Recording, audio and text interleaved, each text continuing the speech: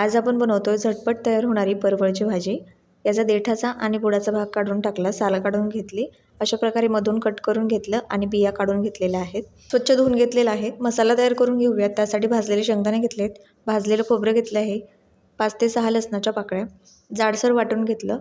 आता हे एका भांड्यामध्ये काढून घेतलं। यामध्ये एक बारीक चिरलेला कांदा घातलाय। यामध्ये गरम मसाला, काळा मसाला, हळद, चवीनुसार मीठ घालून मिक्स करून घेतलं।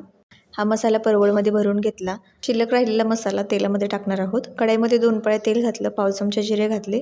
जिरे छान तळल्यानंतर जो शिल्लक राहिलेला मसाला होता तो घातला। अर्धा चमचा बेसन पीठ घातलेला आहे। छान परतून घेतल्यानंतर अर्धा चमचा काळा मसाला घातला, मिक्स करून घेतलं।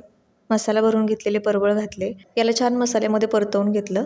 ताट झाकून 5 ते 6 मिनिट मंद आचेवर शिजवून घ्यायचं। त्यानंतर अर्धा कप गरम पाणी घातलेलं आहे आणि पुन्हा 5 ते 6 मिनिट मंद आचेवर शिजवून घेतलं। झणझणीत अशी ही परवळची भाजी तयार आहे। रेसिपी आवडल्यास लाईक, शेअर आणि सबस्क्राईब करायला विसरू नका।